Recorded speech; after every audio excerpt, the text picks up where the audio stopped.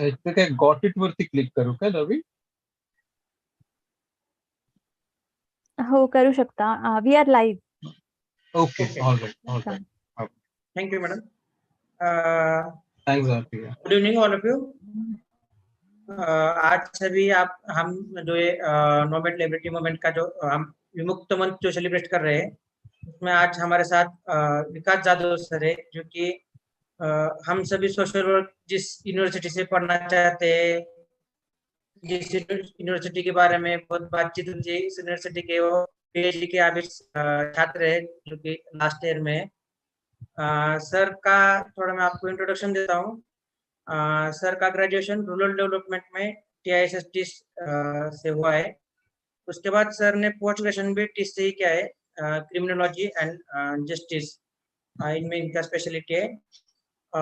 Sir ने Delhi university के साथ भी दिल्ली में काम भी किया है, जो कि rehabilitation and resettlement officer eight NTPC new Delhi, यहाँ पर उन्होंने लगभग 4 साल तक उन्होंने काम किया है। उसी तरह सर अभी जेएनयू यूनिवर्सिटी में पीएचडी कर रहे हैं और लास्ट ईयर में है। तो सर के बारे में है।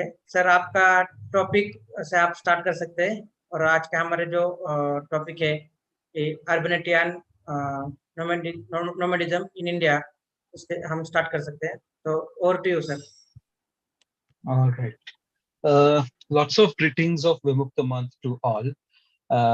Thanks Ravi for introducing me to the forum. Let me thank the forum itself initially, the Nomad Liberty Movement, especially Deepali BK, for considering me for today's session.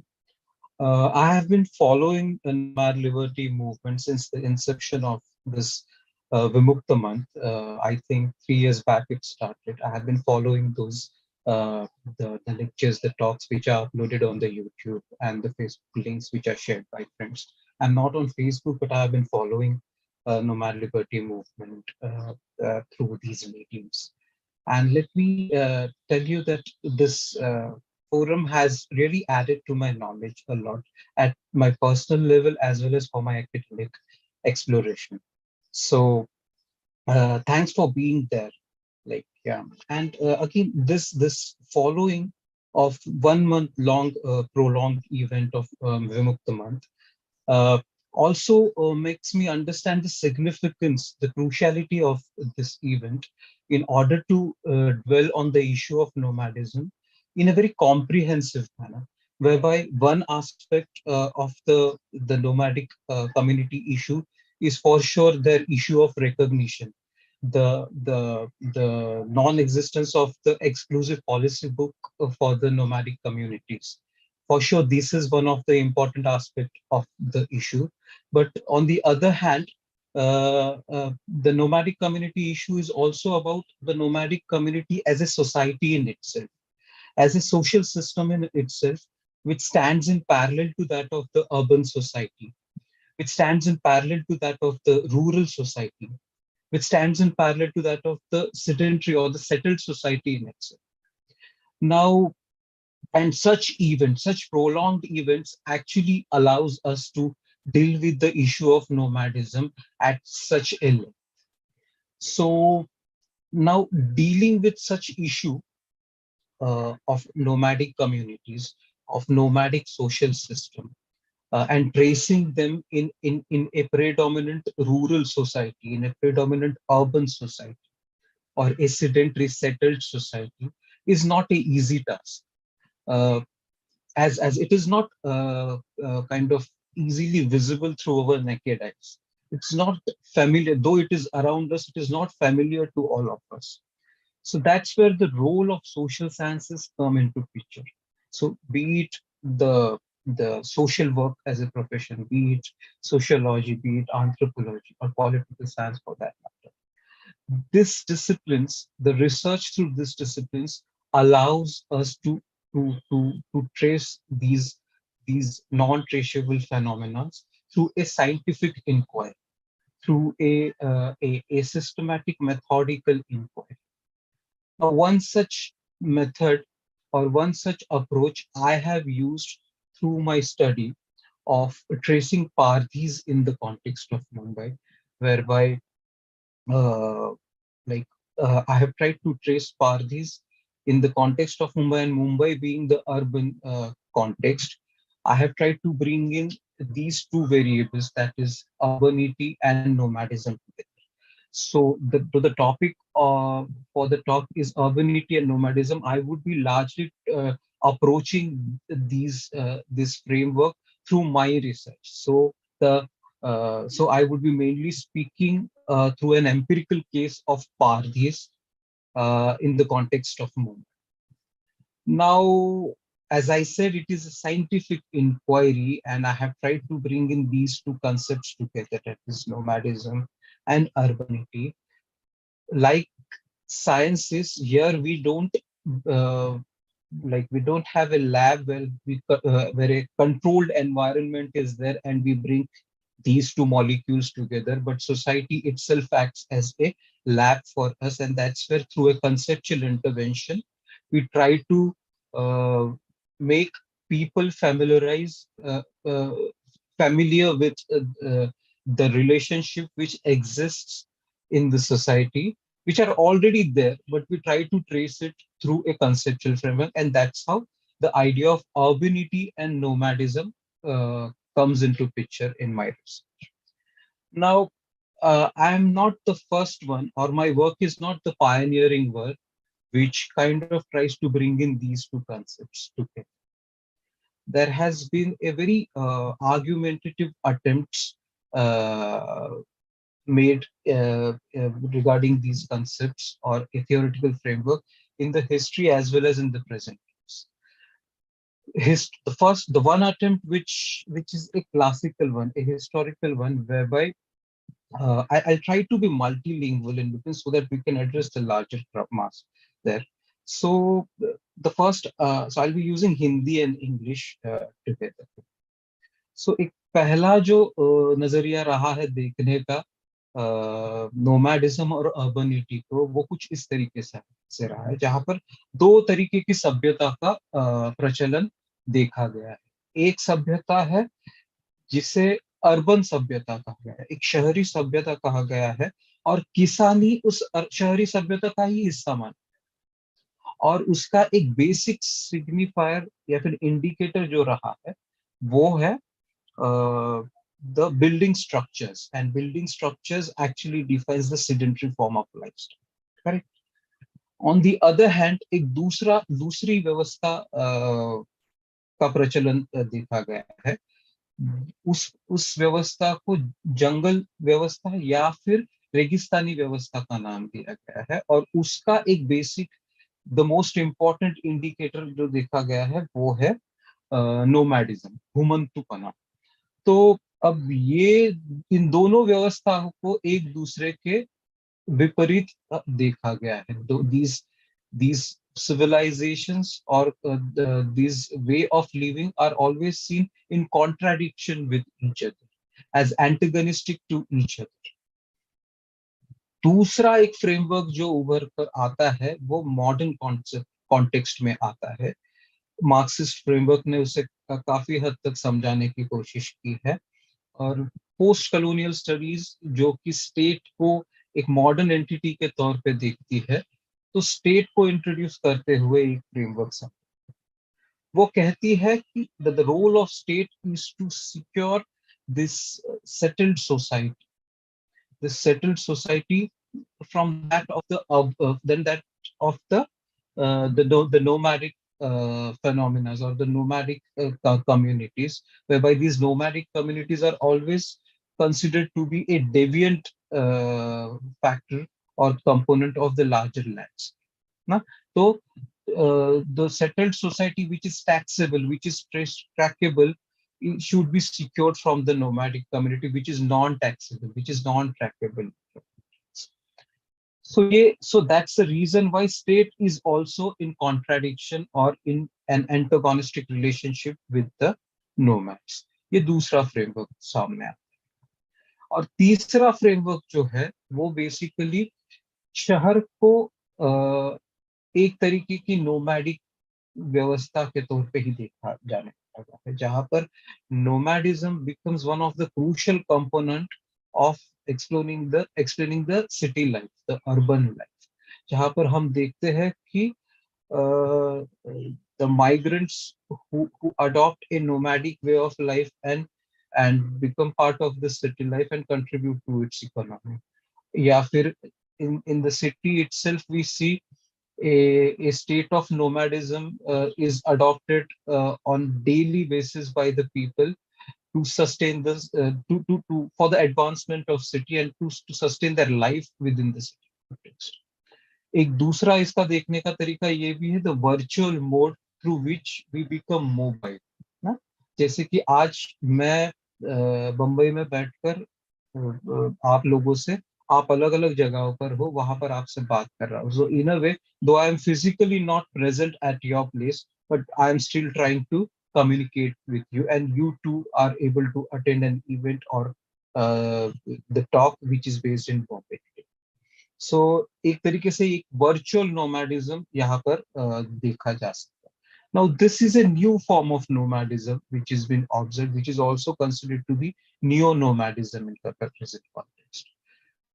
अब ये तीन संदर्भ हमें दिखाई पड़ते हैं, मैंने हमारे लिए ऑलरेडी उपस्थित है, लोगों ने इसके ऊपर एक बहस की हुई है. ऐसे संदर्भ में मैंने कोशिश की है कि जो ट्रेडिशनल नोमैड्स है वो अपने आप को किस तरीके से लोकेट कर पाते हैं, या फिर ये जो नियो नोमैडिक परिस्थिति है ये ट्रेडिशनल नोमैड्स को अपने आप में कैसे संभालती है. अब ऐसे संदर्भ में जब मैंने पारसी कम्युनिटी को मुंबई के संदर्भ में लोकेट करने की कोशिश की थी, मैंने कोशिश की थी कि इस तरीके की नोमैडिक कम्युनिटीज और दूसरे शहरों में पाई जाती है क्या, और वहां पर स्टेट या फिर सिटी उसे किस तरीके से.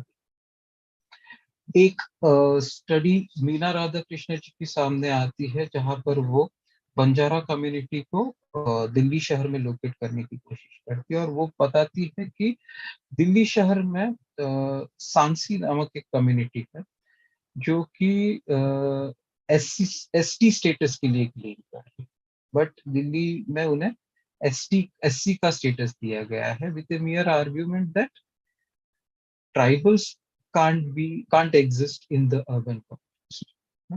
अब ऐसी परिस्थिति हम चंडीगढ़ जैसे शहर में भी देखते हैं, वहां पर भी नोटिफाइड लिस्ट नहीं पाई जाती tribes. Same is the case with Pondicherry. तो these are all city context जहां पर हम देखते हैं कि the idea of tribe is being denied, और हम लोग देखते हैं कि nomadic communities में एक ट्राइबल कल्चर का भी प्रचलन रहा है and they claim tribal identity. So Maharashtra के संदर्भ में ऐसा नहीं रहा है. महाराष्ट्र के संदर्भ में हम देखते हैं कि एसटी कैटेगरी भी माने लागू होती है, एससी कैटेगरी भी लागू होती है, as well as for nomadic groups and denotified tribe groups we have NT and VJNT categories. Correct. अब ऐसे संदर्भ में still there is a kind of misleading of the existence of this population in the city context of somewhere that we will try to see how it happens. I'll try to read some excerpt from my paper which I am in a process of getting published. I'm still working over it, so I'll try to read some part of it. I'll try that it doesn't bore anybody here, but this reading this would actually make a great sense of what I'm trying to say. So on dated 31st May 2019, a morcha was organized under the banner Parthi Akrosh Morcha by Adivasi Parthi Mahasabha. Parthis organize such morchas at Azad Maidan frequently. I got an opportunity to attend two such morchas during the fieldwork period in the year 2019. Another morcha which I attended was by Adivasi Parthi Tarun Samaj Sangatna, Maharashtra Prant. However, unlike other community morchas such as Maratha Morcha, Farmers Morcha, etc., which mobilize a huge mob in support from other parts of Maharashtra too, Parthi Morcha seem not able to mobilize many. When inquired with few people, what is the reason for such response? They said, Pardis usually wander from place to place in search of work. Hence, for organizers, it becomes difficult to locate and mobilize them for an event. Moreover, even if they want to participate, it becomes difficult for them to mobilize themselves at one place at the same. Furthermore, most of the people who were able to attend the Morcha were mainly from Mumbai. Precisely, that was the reason why the dominant agenda of the Morcha at Azad Maidan became settling Pardis in the context of Mumbai, in and around Mumbai. Here it would be crucial to throw some light on the issues raised by Appa Sahib Salunkhe, the chairman of the Adivasi Party Mahasangh, who addressed the masses in one of the most crucial issues which he raised is the social and economic exclusion of the Pardis by the village society and the atrocious treatment by the locals.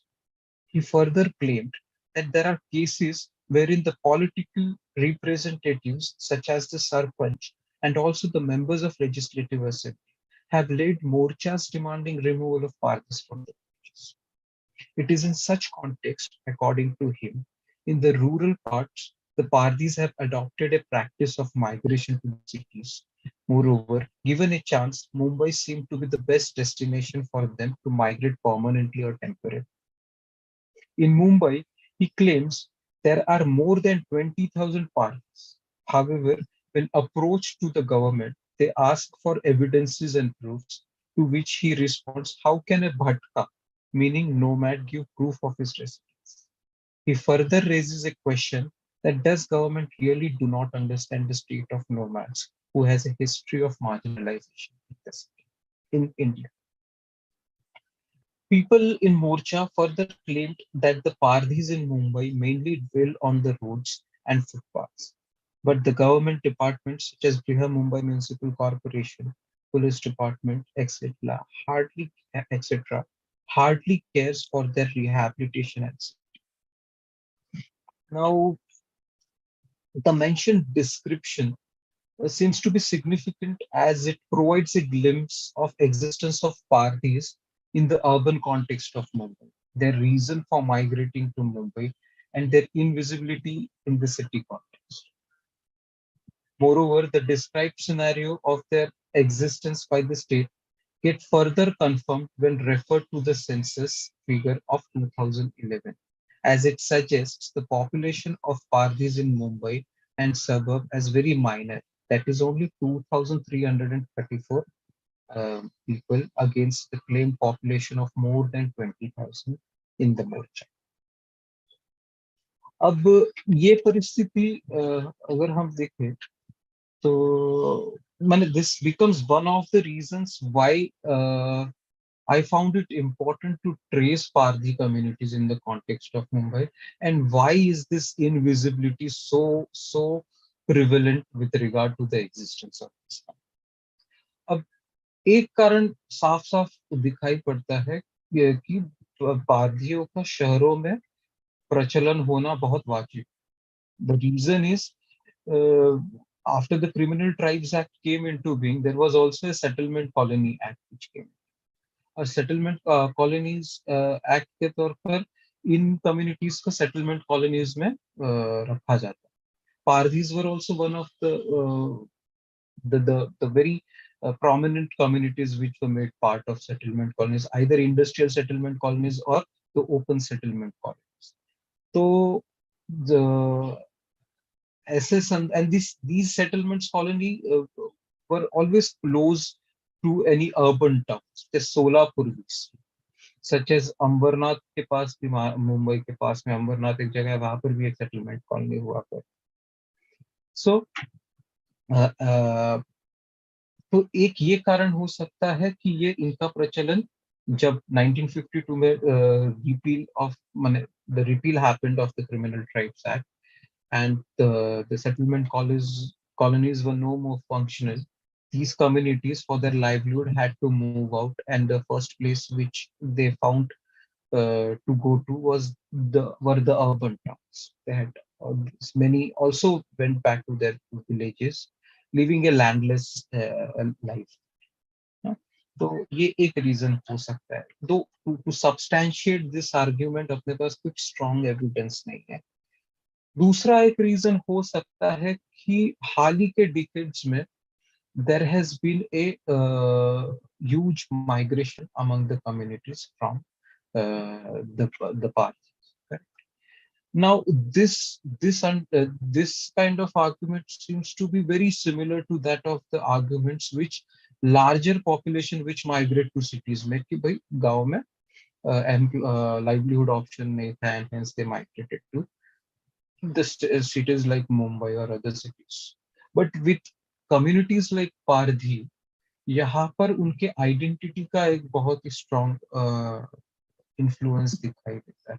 So there are, like, during my research also I was able to find that people saying that गांव में काम नहीं मिलता था because of our criminal identity ना, या फिर जिस तरीके का बर्ताव लोग उनके साथ करते थे या फिर पुलिस करती थी उनके तांडव पर, जब आसपास के इलाके में कहीं पर चोरी होती थी, and hence they had to migrate to the places like Bombay or Pune or Nagpur for that, in the context of Maharashtra.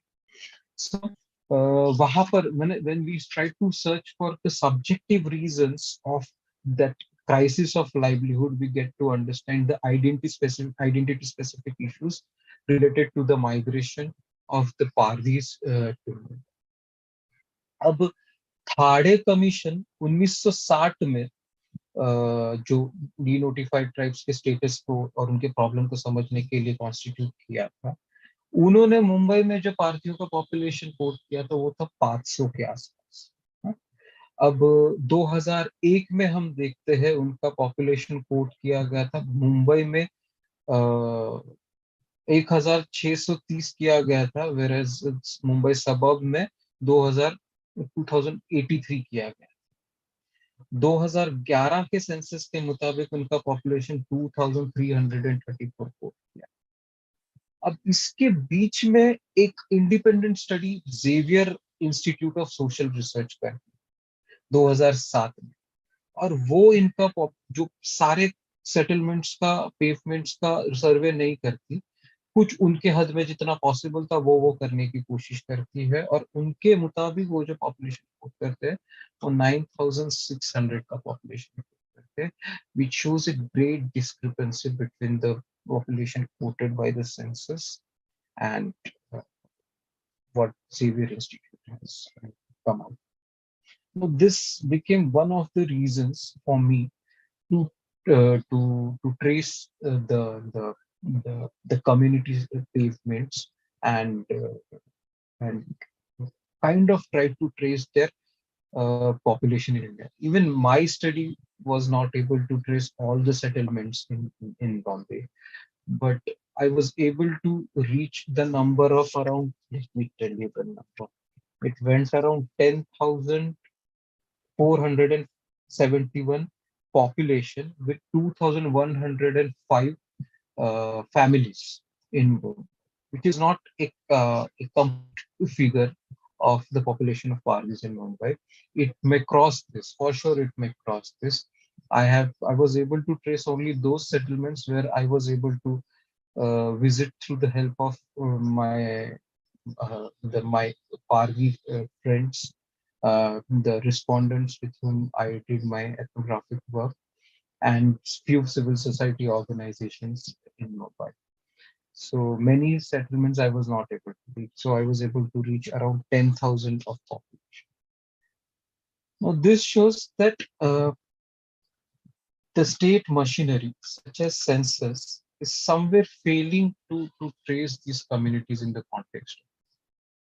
At the same time, on the other hand, we could see whenever there is any kind of I would not say criminal activity, but any kind of when any kind of patrolling is done in the public spaces, all of a sudden these communities become visible. So I would try to quote some excerpt from the Tata Institute of Social Sciences report, which also tried to trace Parthi communities in. It says that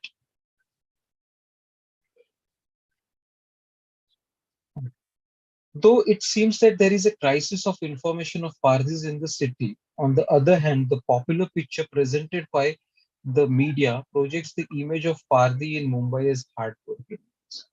The unpublished report by Tata Institute of Social Sciences reviews and analyzes 21 article pieces in the national dailies showing the presence of Parthis in the Mumbai city as criminals through presenting their engagement in activities like thieving, robbery, dacoity, murder, etc.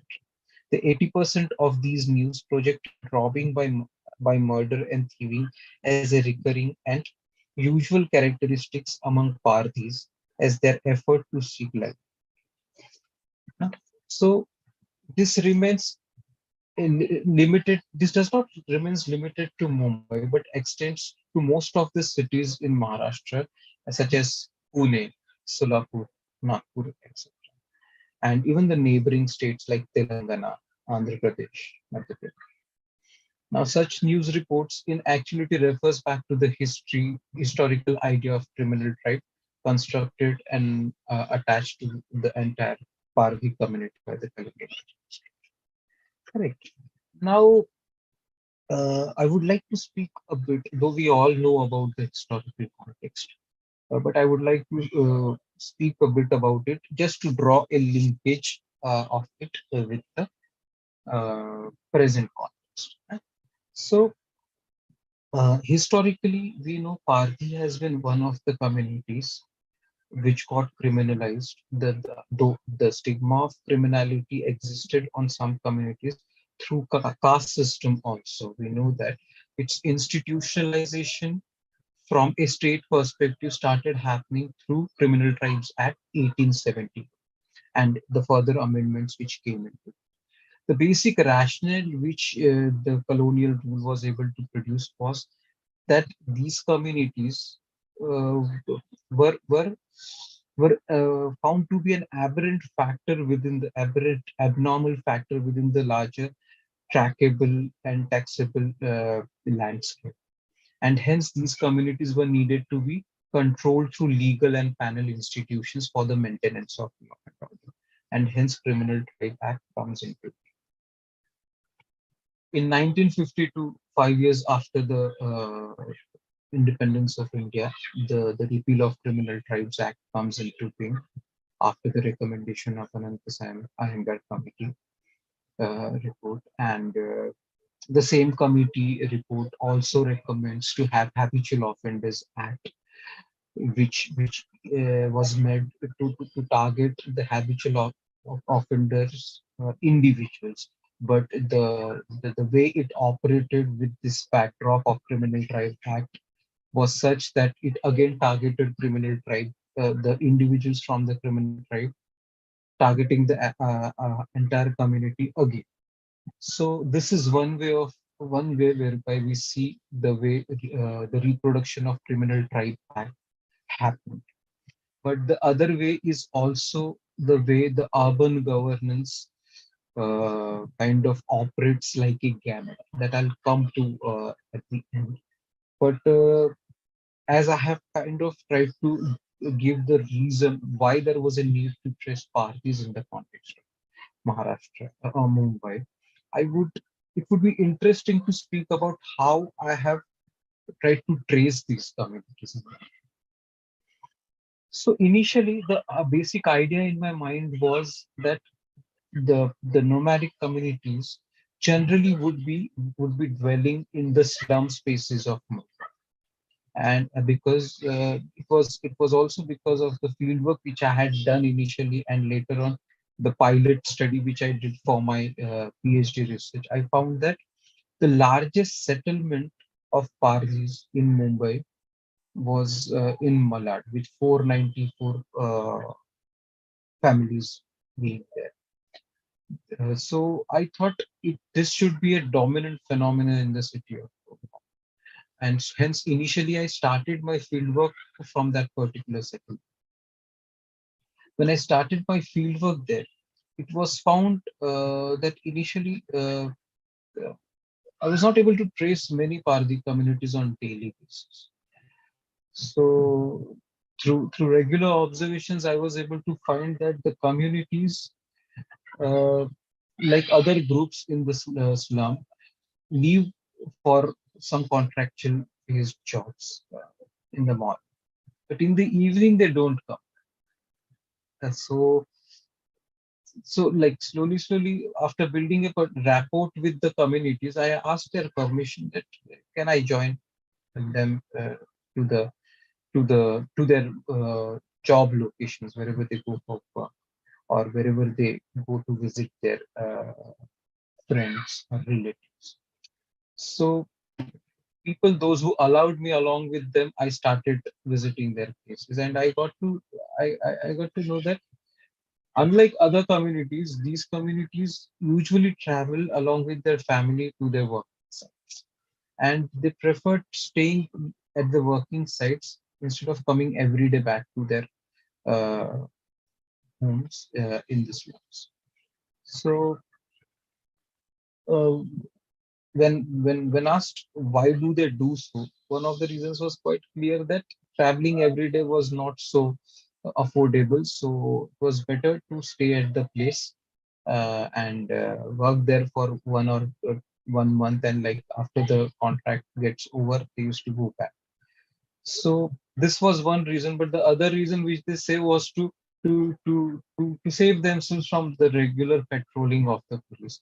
Now that they stay in slums, so their place is quite uh, recognizable. That's the place they stay. So it becomes very easy for the police to patrol them always, and it becomes a uh, kind of problematic situation for them for everyday in everyday living pattern of their life in the city. So that's the reason they say that staying at working sites make it easy for them to be there, because it is the contractor who takes their responsibility there, and if such problems arises, contractors takes their responsibility, that they are along with him, and like he takes the responsibility if anything wrong happens in the area. No? So, and he takes the responsibility, they would not do it. So, and that's the reason why they preferred staying at the working sites. This was one thing which I was able to find out. Another thing, and that's how, even if like suppose if at one site there is no provision of a shed to stay there, so they would prefer staying at the place of their relatives or friends who are staying near, so they would go and stay there. And that's how, in a way, this is a new form of mobile life which they have started practicing in the urban context. ये दिखाई पड़ता है हमको। अब इस तरीका से locate करते हुए I was able to locate many communities in the context of Mumbai. एक दूसरा तरीका जो मैंने अपनाया था वो था कि to visit the beggars home in Mumbai, that is the Chembur beggar home, and check the register. Register check करते हुए when I was able to have good terms with the warden at the beggar home, मैंने उनसे पूछा था कि पारधियों का क्या प्रचलन है. So he had told me to call out the names from the register, to call out the place from where they are picked up, to call out the place of their village and their surname. And I would say, and then he would tell me whether he is Parthi. So in a way, this practice, यानी तो जो register था, register में cast का column था, लेकिन cast में वो लोग कहीं पर भी लिखते नहीं थे कास्ट, वो लोग रिलीजन लिखते थे, whether Hindu, Muslim, Christian.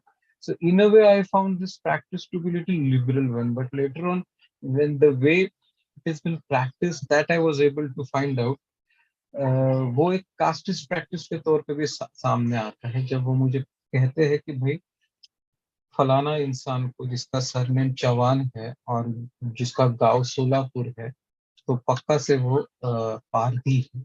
जब ये वो मुझे बताते थे, तो उससे पता चला था कि ये सरनेम से किस गांव से बिलोंग करता है, उसका ओरिजिन ट्रेस करके तुरंत बता देना कि ये पारधी है। Is it was a kind of A caste prevalent practice which was practiced in the institutional setup like beggar home also. So but beggar home, मैंने इस तरीके से मैं बेगर होम से भी कुछ उनके जो लोकेशंस जहाँ से उन्हें उठाया गया था वहां से मैं कुछ और पारदी साइट्स बम्बई में है उनकी, वो मैं ढूंढ पाया। इस तरीके से I was able to search find out around 35 parking sites in Mumbai, tracing the population of around 2,105 Pardi families with the population of 10,470. अब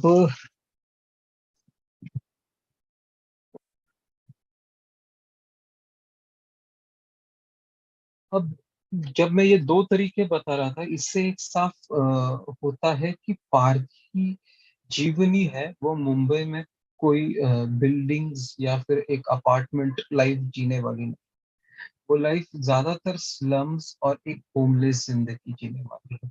और ऐसे संदर्भ में दो बहुत ही इम्पोर्टेंट पॉलिसीज हैं जो एक गैमेट के तौर पे एक्ट करती है in order to illegalize the nomadic communities in the context, urban context of Mumbai. So one of such policies is Maharashtra Slum Area Act 1971, along with its amendment in 2001. Now this Maharashtra Slum Area Act actually directs the illegalization of the slum dwellers residing in slums after the cutoff. The act also made them liable to imprisonment ranging from 1 year to 3 years. The act also introduced this concept of cutoff date, making the slums eligible or ineligible against the eviction and for rehabilitation and compensation. So there is no major logic which is provided to define this cutoff date. Every time the ruling party uses this card of cutoff date in order to mobilize vote bank of slums for their next speaker. So that ways one would see that in 1987 this cutoff date was shifted from 1980 to 85. In 1995 it was shifted from 85 to 95. In 2014 again from 1995 it was shifted to 2000, and this remains the case till date. Moreover, with regard to eviction, IPC section 353 allows gives state power to punish the opposition to the demolition by imprisonment for around 2 years in the name of obstructing the government officials from doing their duty up to 2 years. Now, मैंने जिस slums में बॉम्बे में काम किया वहां पर मैंने देखा कि 100% फैमिलीज में से कोई ना कोई इंसान है जो कि आईपीसी 353 के अंदर उनको अरेस्ट किया गया है, और कई बार उनको बेल के पैसे देकर उन्हें छुड़वाया गया, that actually costed a huge money for their religious purpose. तो और दो जो क्या कहते हैं 494 पॉपुलेशन मलाड के स्लम में पाया जाता है, और एक बहुत ही बड़ा पॉपुलेशन। लेकिन जो बाकी लोकेशंस जो 35 सेटलमेंट्स मैंने जो लोकेट किए मुंबई में, ज्यादातर लोकेशंस जो है वो पारसियों के होमलेस। अब ये होमलेस साइट्स होने की वजह से the way homelessness is being perceived in the context, in the urban context, it is not just limited to Mumbai. Homelessness को खास कर मैंने बेगरी के संदर्भ में देखा जाता है कि जो कोई homeless, that person is prone to begging, and begging in the context of Mumbai is considered to be crime ना। सो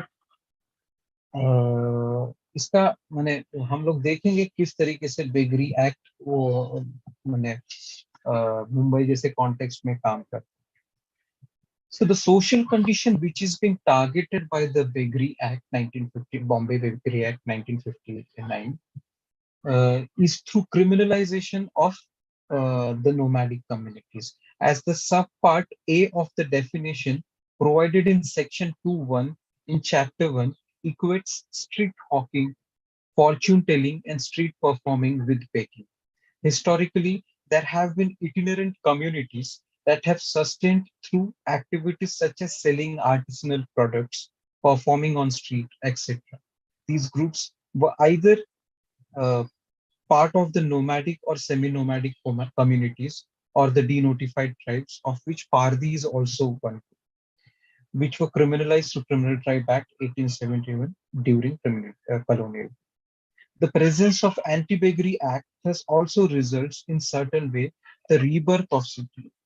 Furthermore, the subpart D of the definition itself becomes so unconstitutional, controversial, and goes in complete violation of right to life and liberty, the fundamental right as per Article 21 of the Constitution, as it provides unfair and immense power to the raiding team to decide who can be a potential beggar.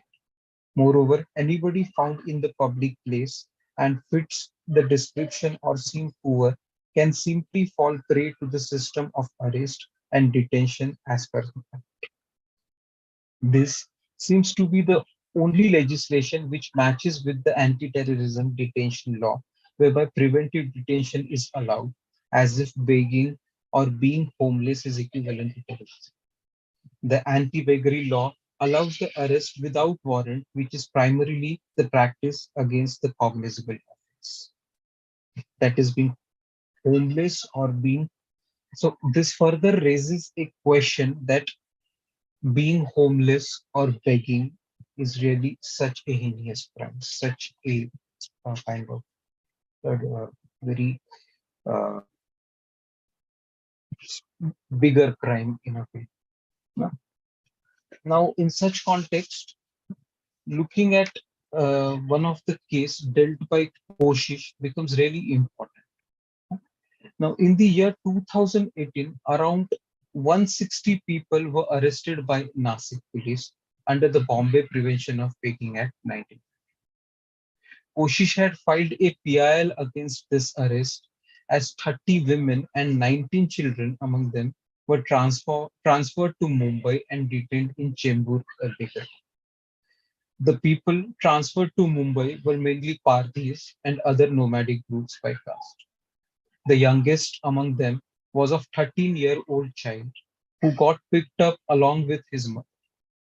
When produced in the magistrate court, within few hours the court convicted them under the Beggary law, even before the prior to producing them before the probation office. Sorry, even prior to the probation officer's fact-finding report, which needs to be submitted before any judgment. This process was surpassed, and 160 people were directly convicted under the Beggary. The men were sent to Bisapur Beggar home in Ahmednagar, whereas the women, along with the children, were sent to, which was the number was around 49, were sent to Chembur Beggar home in Mumbai. Yeah, responding to the petition by Koshish in same regard, on 16th July 2018, the High Court bench headed by Justice P.D. Naik, ordered the release of 49 people in Mumbai. However, the men at Visapur were released only in the month of November, that is 3 months after the order. Now, such remains the impact of anti-begging law on the nomadic groups such as Parthis in the context of the organizations like Koshish in the context of begging, or organizations like Ghar Bachao Ghar Banao Andolan in the context of Islam groups are trying to deal with the issues faced by nomadic groups like Parthis.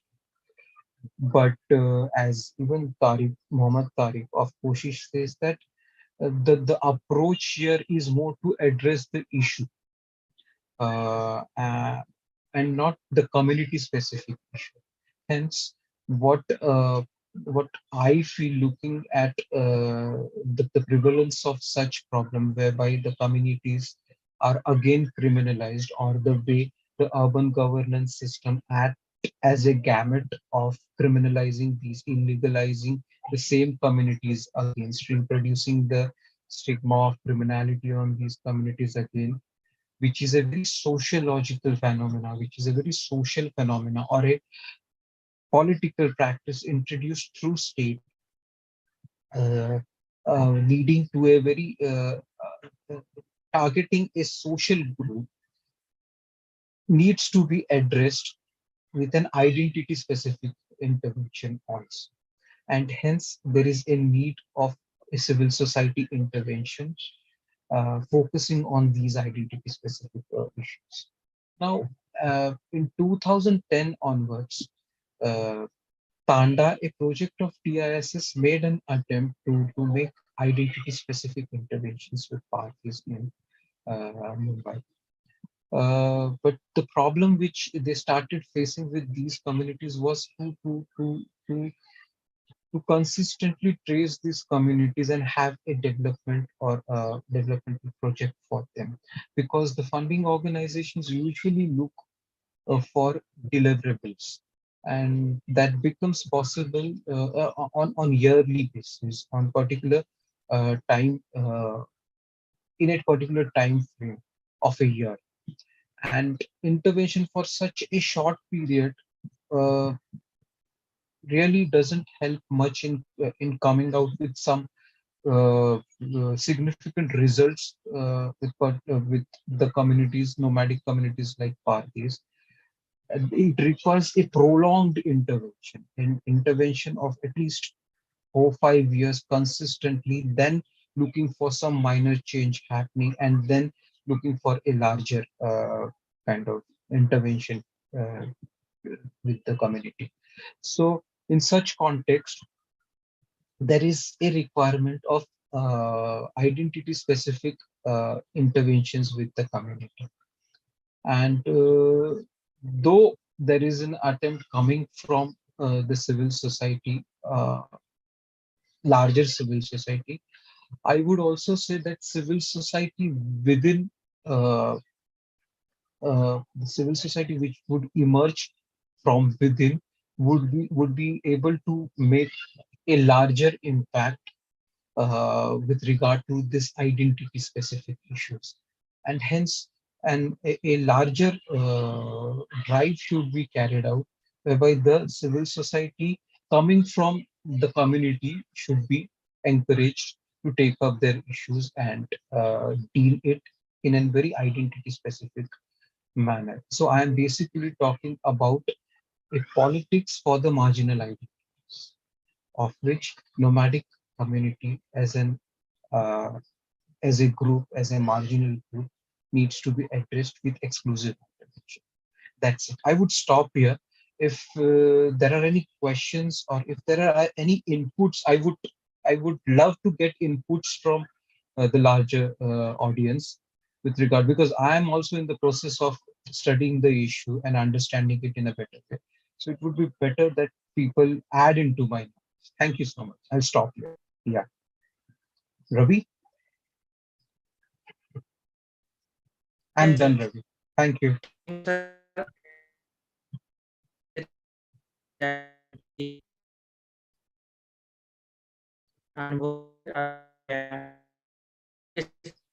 You're not audible, Ravi.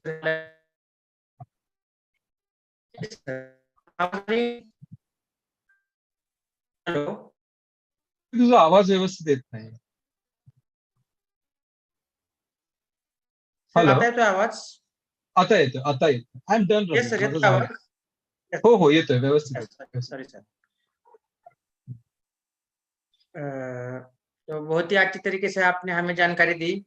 आपका experience, आपको जो challenges आए, आप जो study कर रहे थे, आपको जो अलग-अलग इश्यू ने आपको किस तरह से आपको एक लर्निंग और ऑब्जर्वेशन दिया, उस सभी की जानकारी हमें मिली. आपने आपका पूरा वैल्यूएबल टाइम हमें इस मोमेंट के साथ ले जाने के लिए दिया है, उसके लिए बहुत सारे मैं थैंक यू बोलना चाहता हूँ। और आगे की पढ़ाई और आपके जो आगे का रिसर्च और आपके जो आउटपुट है, उसके लिए आपको बहुत बहुत शुभकामनाएं। तो हम यहाँ पर रुकते हैं, किसी का सवाल अभी तक नहीं। Thank you. Yeah, Hello. pleasure Actually, talking. I have one question. Yeah, So, um,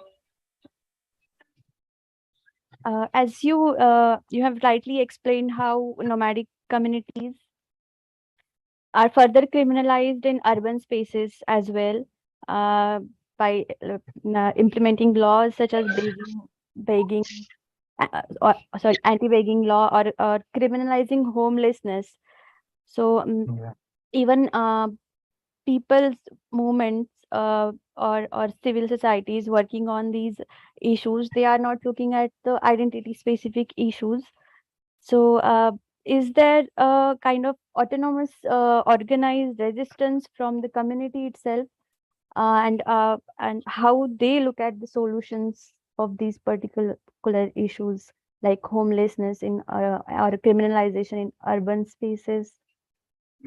Organized resistance against what? Against? From the Can you please community themselves, regarding the issue? regarding, for Their example, homelessness. homelessness and okay. See, uh, in the context of Mumbai, because you would see there is this continuity of this criminalization, the mobilization which is required to happen based on the identity is somewhere still not happening. That's what I was able to find.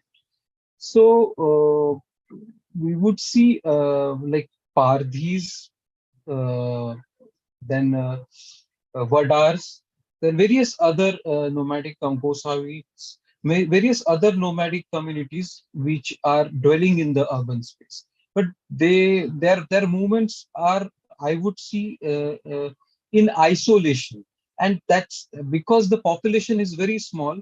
The impact doesn't seem to be that visible as in the initial kind of part of my presentation. Also, I said that when Pardhis kind of conduct their morchas at Azad Maidan, they're not able to pull the masses. So I think the resistance is happening, but it is more than resistance, a kind of mobilization is happening whereby they are trying to raise their voice, they are trying to raise their issues. But because it is limited to a community, a fraction of the larger nomadic society, uh, the impact which needs to be made is not happening. Am I making sense? Yes, yes, totally.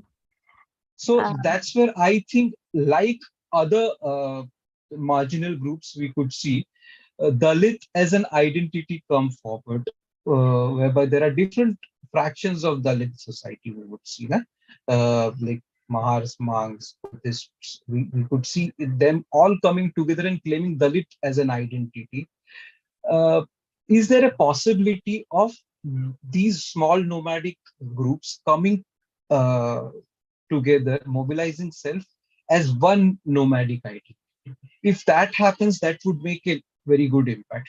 In like in Maharashtra, we could see Dalits and nomadic groups coming together on particular issue. We have the best example of Marathwada, where Eknath Awad has built a very good example, whereby his major work was with the Buddhists and the Parthis.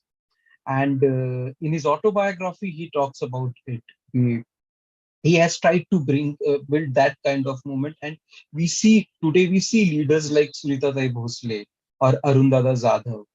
They claim uh, the larger Dalit identity for themselves, being part of the nomadic identity, and making that voice more louder in on the political platform.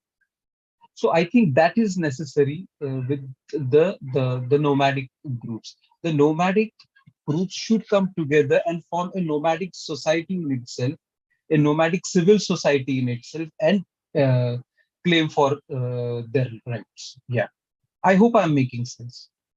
Yes, exactly. As you said, that there is a need of forming nomadic civil societies. So, Yeah, have you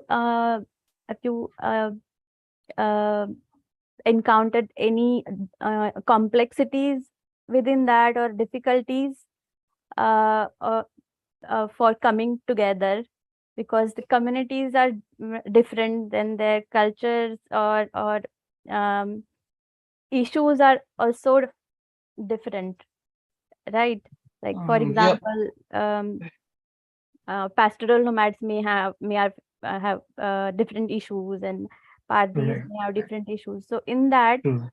uh, what are the possibilities of coming together? See, I think these issues exist in the mobilization at large.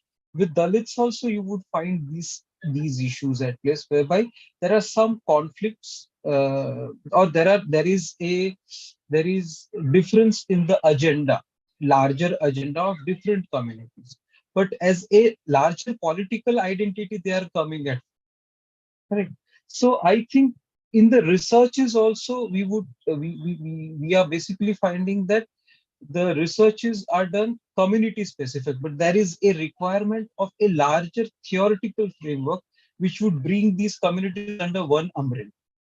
And for sure there is a possibility of of neglecting or ignoring the differences which exist, but can we also think about what are the similarities to come under one umbrella?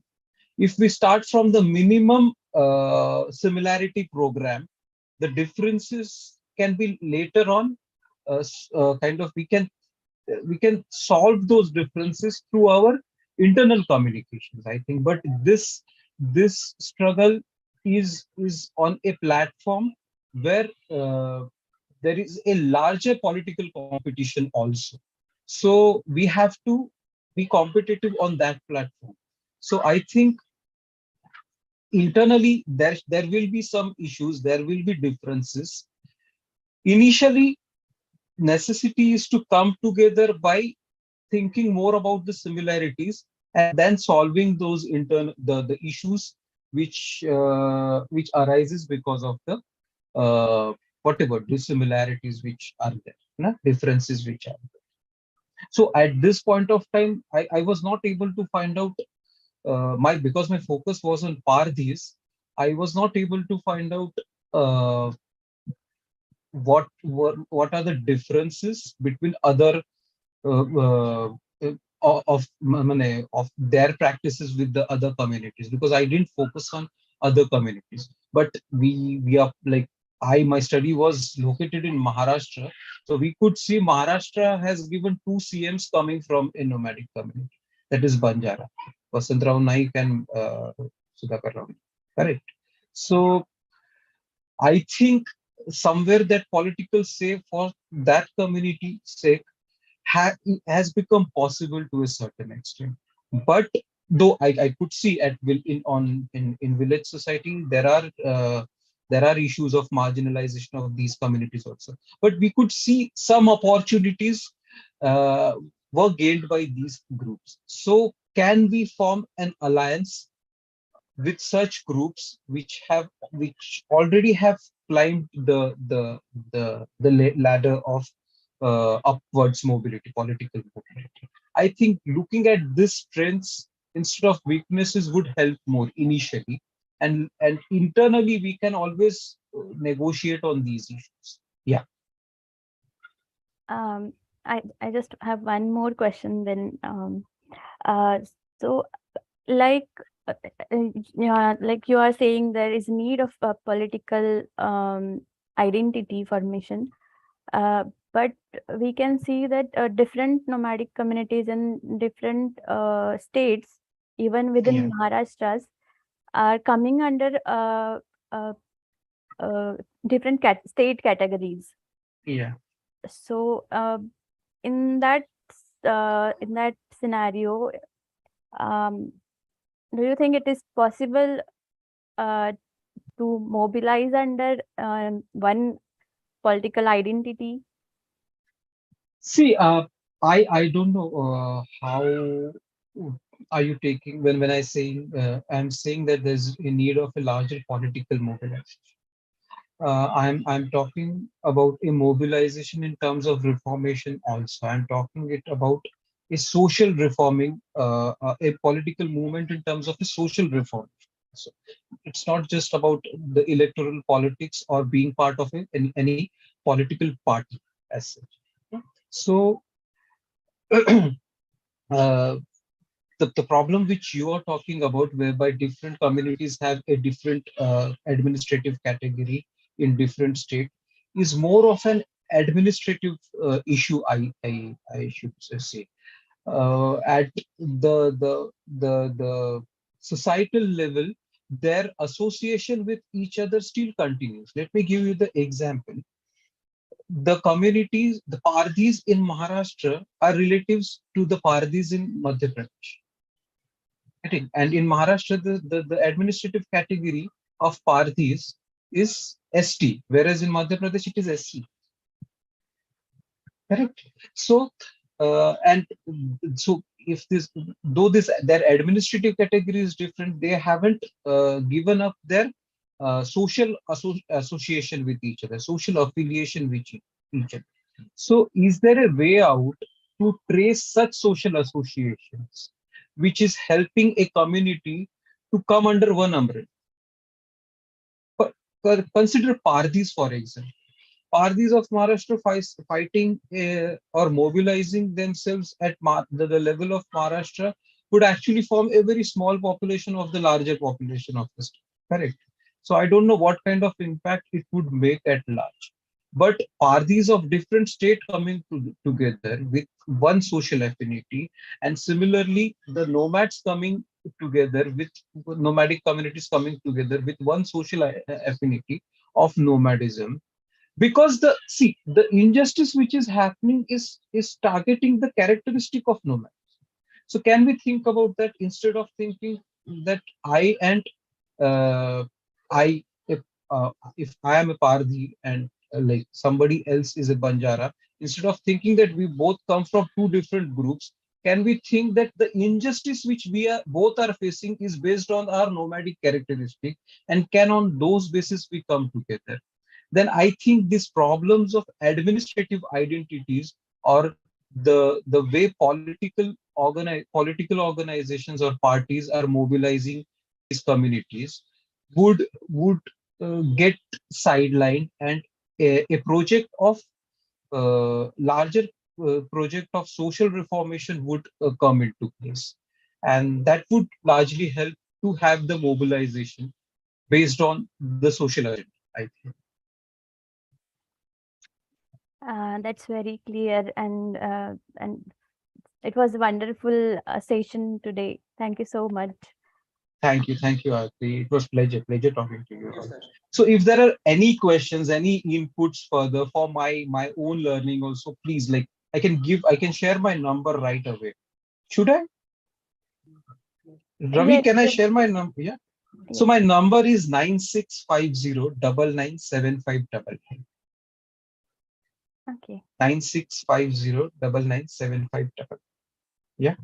Okay. I hope. Thanks. It was pleasure talking. Yeah, yeah, it was pleasure talking to you also. Yeah. Please, Yeah. please, please. Thank you, sir. Ravi, you can continue. Yes, thank you sir. Yeah. Thank you Aarti madam. ये बहुत ही अच्छा session रहा है हमारा. आगे भी हम इस तरीके से अलग-अलग जानकारी एक दूसरे से शेयर करेंगे, और इस विमुक्त का जो हमें मूवमेंट आगे बढ़ाना है वो आगे चलाते रहेंगे. इसके लिए हम आपसे उम्मीद रखते हैं कि हमें आगे भी आपका सपोर्ट मिलेगा. Sure, sure, sure. Help ठीक me है sir. also to be part of this larger movement. Yeah.